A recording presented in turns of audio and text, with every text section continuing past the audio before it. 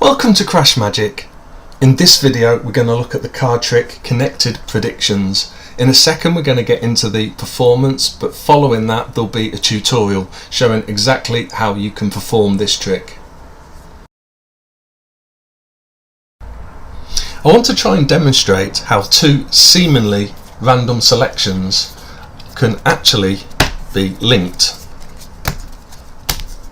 So I've made a prediction here that we'll look at the end, and for this demonstration we need two spectators.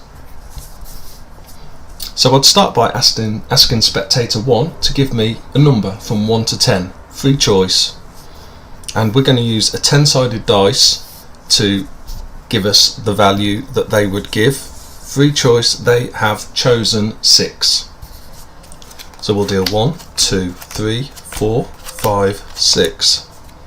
I would then ask spectator 2 to give me a number from 1 to 10 again, and they have chosen 0, which is 10 on a 10-sided dice. 1, 2, 3, 4, 5, 6, 7, 8, 9, 10. So two free selections of choice. Spectator 1 has chosen 6. Why have they chosen 6? Would it perhaps be their lucky number? Was it perhaps just the first number that came to mind? Spectator 2 has chosen 10. Again, why have they chosen that? Again, is it their lucky number? The difference, of course, is that they already knew what spectator 1 had chosen, so have they subconsciously allowed that to influence them? Have they thought, maybe I'm not going to choose the same card, they're both even numbers, maybe there's some link there? Either way, that's the numbers that they've chosen, 6 and 10. So spectator 1 chose 6, 2, 3, 4, 5, 6, and spectator 2 chose 10. Spectator 2 chose 1, 2, 3, 4, 5, 6, 7, 8, 9, 10, and spectator 1 chose 6. So maybe there is some link between those numbers after all. But what's the common link between those numbers? The number 6, 1, 2, 3, 4, 5, 6, and the number 10, 1, 2, 3, 4, 5, 6, 7, 8, 9, 10. Could it possibly be there's some link that is common to both of those numbers? And could it perhaps be to do with the prediction that I've made here? The prediction of the King of Clubs.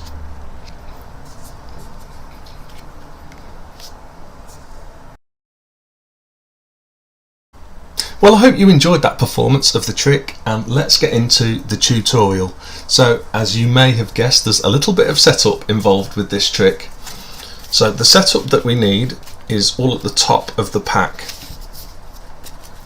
So at the top of the pack we need the numbers running through ace, 2, 3, 4, 5, 6, 7, 8, 9, 10, 10, 9, 8, 7, 6, 5, 4, 3, 2, ace.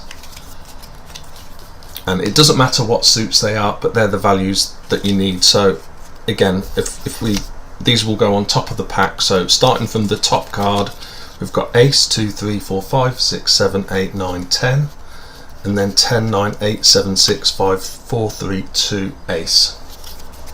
So they will go on top of the pack as part of your setup, and then on top of that you put a prediction card. It can be any prediction card that you like. I'm going to use the King of Clubs again, as the same as I did in the performance, but you could use any card that you want, and that just goes on top of those other 20 cards. So you've got a stock of 21 cards on top of the pack now. Now whatever your chosen card is that you're going to be predicting, of course you just need to write that down and hide that somewhere. Have it on show though during the trick so that the spectators can see that. And this trick is ideally made for two spectators. So the first thing you would ask your first spectator to do is give you any number from 1 to 10. It is a totally free choice. Again, we will use the dice to give us a random number, and in this case they have chosen 7. So all you need to do is deal 7 cards down onto the table. Now of course with this stock of cards, this 21 at the top. It's up to you if you set them up and go straight into the trick, or if you want to do some sort of false cuts or false shuffles to keep those cards in place. But once your spectator has chosen their number, 7 in this case, you just deal 7 cards off. 1, 2, 3, 4, 5, 6, 7, which of course puts the card that we're predicting on the bottom of their pile. And then you turn to spectator 2 and ask them to give you a number from 1 to 10 as well. So let's say they choose 3. So we would then deal 3 cards out, 1, 2, 3 for their selection. Now, key thing to note here is if they both choose the same number, this trick doesn't work. I've looked into it and found that the trick doesn't work if they both choose the same number. So personally, I would not say to the second spectator, oh, can you give me a different number? But you could do. I think I would still just say to them, oh, can you give me a number from 1 to 10? It's unlikely they're going to choose the same number. If they do, you can obviously say something like, oh no, make it a different number, because that would be too easy if the numbers were the same. So in this scenario, spectator 1 has chosen 7 and spectator 2 has chosen 3.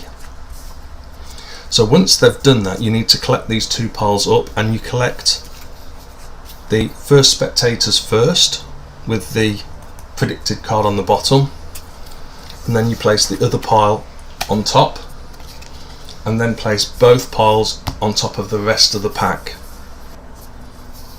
Once this is done, you're then going to deal cards out to one of the values of the spectators, and you choose the smaller value. So in this case we had 7 and a 3, so we're going to deal 3 cards out. So we deal 1, 2, 3, and then you reveal that that third card is the same value as the number that the other spectator chose, so 7 in this case. So that's your first reveal. Once you've done that, you can place those cards back and then back on top of the pack again, and this time you deal out the other spectator's number, so 7 in this case, that the higher number. 1, 2, 3, 4, 5, 6, 7.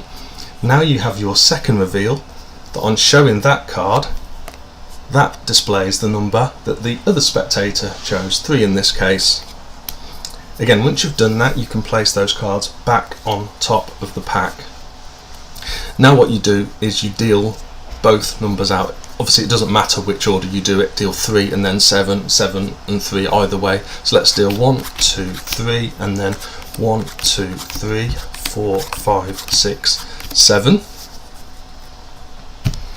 And at this point you can show your prediction that you made at the start that's been on show all the way through the trick. In our case, the King of Clubs, and you're then able to do your final revelation that is the card that we've dealt to. So apart from that setup at the start, this trick is really simple to do. And once the setup's complete, it's totally self-working from that point on. As I say, you've just got to remember not to allow both spectators to choose the same number. Well, that's the end of the video. If you liked it, please like it and subscribe. If you've got any comments, leave them down below, and see you soon.